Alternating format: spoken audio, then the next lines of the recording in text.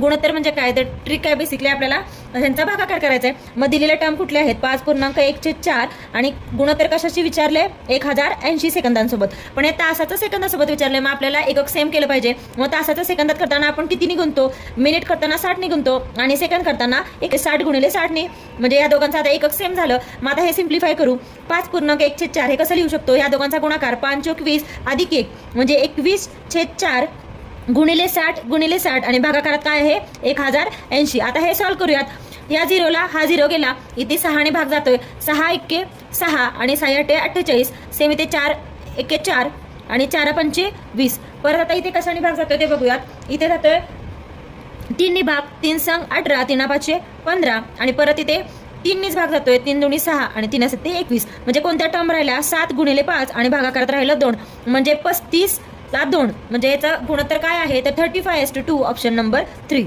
दोन चौरसांच्या बाजू 5/6 प्रमाणात आहेत तर त्यांचे क्षेत्रफळ कोणत्या प्रमाणात असेल विचारले। म्हणजे आपल्याला बाजू दिलेत आणि क्षेत्रफळाचं प्रमाण विचारलंय, पण इथं आपल्याला आकृती कोणती दिली, चौरसाचं दिलंय।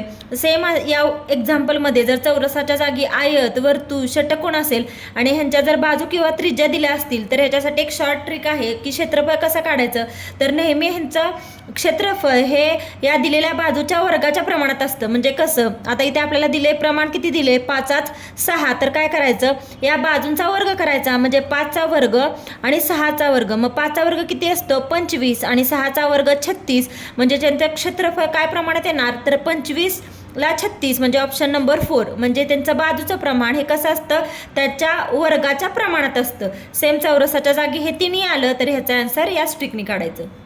शुभम व अनिल यांना 3 आसपास या प्रमाणात 24 केळी वाटली तर शुभमला मिळालेली केळी किती असं विचारले। आता शुभम आणि अनिल यांचं प्रमाण काय आहे केळी वाटण्याचं 3 आसपास, हे आहे शुभमचं, हे आहे अनिलचं, याला आपण 3x आणि 5x अशा प्रमाणात मानूया आणि या दोघांना मिळून किती केळी वाटलेत एकूण 24 म्हणजे आपल्याला इक्वेशन भेटलं 3x अधिक 5x म्हणजे या दोघांची बेरीज केली तेव्हा एकूण केळी किती आहेत 24x। आता हे आपण सॉल्व्ह करायचं, 5 अधिक 3 8x बरोबर किती आलं 24। मग हे 8 गुणाकारात आहे, इकडे गेल्यावर भागाकारात म्हणजे 24x बरोबर काय 24/8 8 ने भाग जातोय 8 त्रिक 24 म्हणजे आपल्याला ही x ची व्हॅल्यू भेटली, x ची व्हॅल्यू 3 आहे। तर आपल्याला काय विचारलंय शुभमला मिळालेली केळी किती, तर प्रमाण बघायचं शुभम आणि अनिलचं 3 आसपास म्हणजे शुभमचं काय 3, मग आपण 3x पकडलंय म्हणून 3x ची व्हॅल्यू म्हणजे शुभमला मिळालेली केळी असणार 3 गुणिले x ची व्हॅल्यू आहे 3 म्हणजे 3 त्रिक 9 म्हणजे शुभमला मिळालेली केळी किती 9 ऑप्शन नंबर 4। जतीन, नितीन व मोहसिन यांची वय अनुक्रमे 16, 24 व 36 वर्ष आहेत तर नितीनच्या वयाचे मोहसिनच्या वयाशी असलेले गुणोत्तर कोणते विचारले। कोणाचं विचारले, तिघांची दिलेत आपल्याला आणि विचारले नितीनच्या वयाचे कोणाशी विचारले, पहिलं नितीन म्हणून नितीनवरती लिहायचं म्हणजे अंशाला लिहायचं, नितीनच्या वयाचे कोणाशी मोहसिनच्या म्हणून मोहसिन आपण छेदाला घेतलं। या दोघांचं गुणोत्तर विचारले म्हणून या दोघांचा येणार भागाकार आणि अशा जे पहिलं नाव दिले त्या अंशाला आणि जे ज्याशी विचारले मोहसिनच्या वयाशी म्हणून मोहसिन छेदाला। मग नितीनचं वय किती आहे जतीन, नितीन, मोहसिन, हे जतीनचं, हे नितीनचं आणि हे मोहसिनचं। नितीनचं आहे 24 वर्ष आणि मोहसिनचं आहे 36 वर्ष आणि यांचं वयाचं गुणोत्तर विचारले आपल्याला। इथे 12 ने भाग जातोय, 12 दूनी 24 12 त्रिक 36 म्हणजे भागाकार काय आला 2/3 म्हणजे आपलं गुणोत्तर काय 2/3। 3 संख्यांचे गुणोत्तर 3/4/7 आहे व त्यांच्या वर्गांची बेरीज 296 आहे तर त्यातील मोठी संख्या कोणती असं आपल्याला विचारले आणि हे खाली 4 ऑप्शन्स दिले। तर गुणोत्तर काय दिले 3/4/7। मग आपण या संख्या काय मानायच्या, आपण पहिली संख्या मानू 3x, दुसरी संख्या 4x आणि तिसरी संख्या 7x। तर आपल्याला कंडिशन काय दिले त्यांच्या वर्गांची बेरीज 296 आहे म्हणजे या तिघांच्या वर्गांची बेरीज करायची म्हणजे पहिली संख्या आहे 3x त्याचा वर्ग अधिक दुसरी संख्या 4x त्याचा वर्ग अधिक तिसरी संख्या 7x त्याचा वर्ग आणि यांची बेरीज किती दिली आहे 296। आता हे सॉल्व्ह करू, 3x चा वर्ग किती येतो 9x² अधिक 4x चा वर्ग 16x चा वर्ग अधिक 7x चा वर्ग किती 49 x चा वर्ग बरोबर 296 दिले।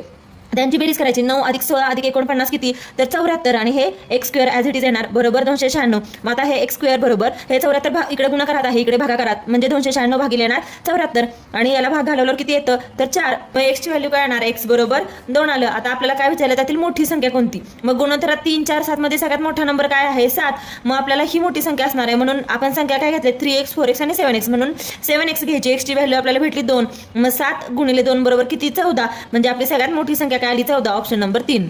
5,000 रुपये विराट, रोहित व शुभमन यांच्यामध्ये 7 तास 8 तास 5 या प्रमाणात वाटल्यास रोहितचा हिस्सा किती असं विचारलंय। अशा प्रकारचं एक्झाम्पलमध्ये नेहमी प्रश्न विचारला जातो तर हे कसं सोडवायचं, आपल्याला विचारलाय कोणाचा रोहितचा हिस्सा विचारलाय आणि पैसे किती दिलेत 5,000 तर सर्वात पहिला ही रक्कम आपण लिहून घेऊयात 5,000 गुणिले ज्याचं विचारलंय त्याच्या रकमेनं गुणायचं त्याच्या वाट्याने गुणायचं, विचारलंय कोणाचं रोहितचं तर 7 आहे विराटचं आणि रोहितचं किती आहे 8, म्हणून 5000 गुणिले 8 करायचं आणि भागिले हे जे प्रमाण आहे यांची सगळ्यांची बेरीज करायची.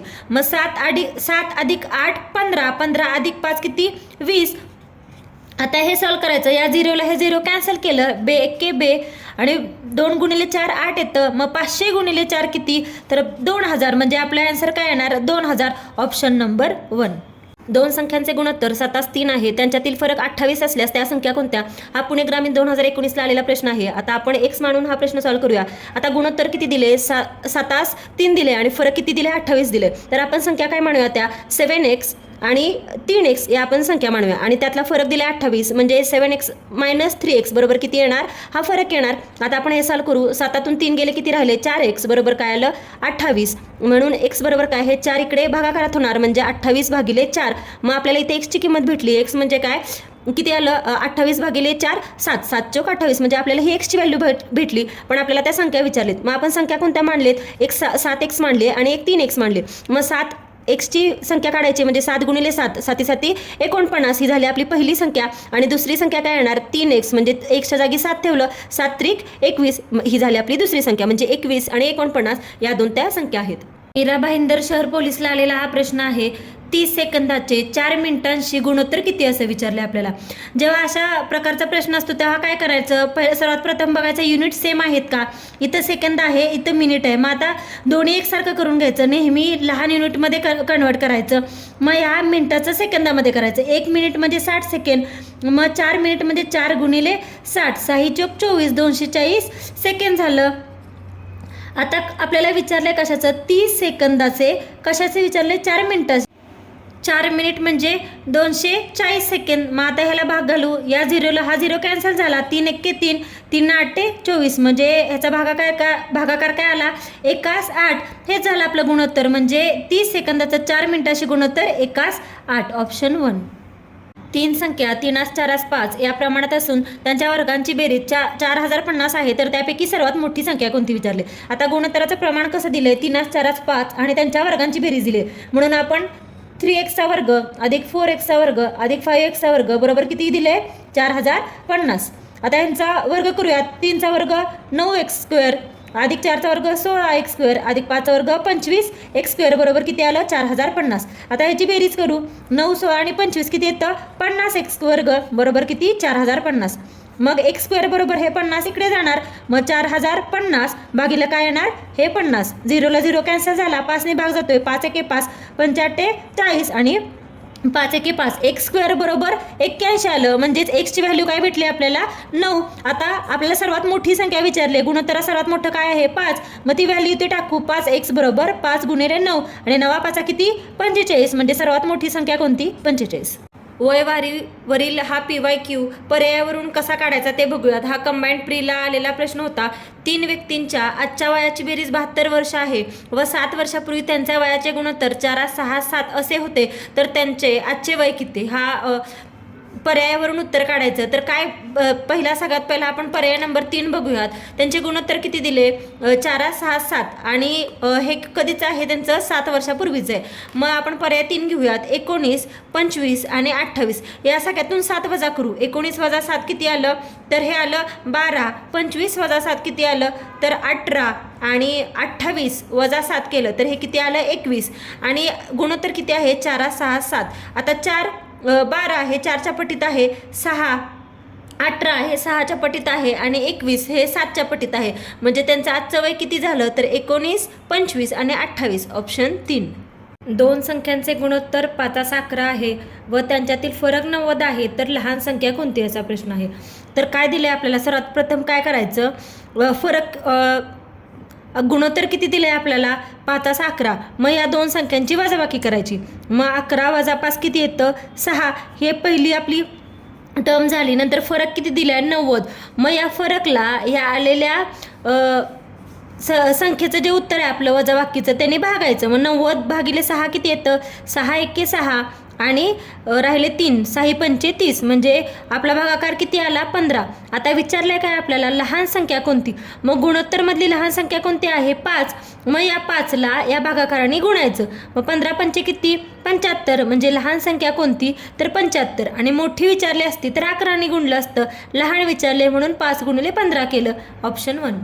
ए व बीच्या वयाचे गुणोत्तर 2:7 आहे. त्यांच्या वयांची बेरीज 72 वर्ष असल्यास बीचे आजचे वय किती.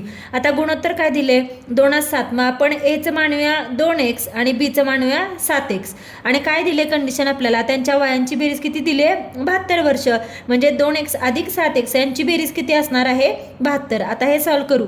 7 अधिक 2 किती 9, 9x बरोबर 72. मग एक्सची व्हॅल्यू काय येणार, हे 9 इकडे गेल्यावर भागाकारात जाणार, म्हणजे 72 भागिले 9, म्हणजे एक्सची व्हॅल्यू किती आली 9 8 ते 72, 8 आली. पण आपल्याला विचारलं कोणाचं बीचं वय, आणि बीचं आपण किती मानले 7x. मग आता ही एक्सची व्हॅल्यू ते पुट करू. एक्स बरोबर किती 8, मग 7 गुणिले 8, 7 8 56, म्हणजे बीचं आजचं वय किती 56. ऑप्शन 2.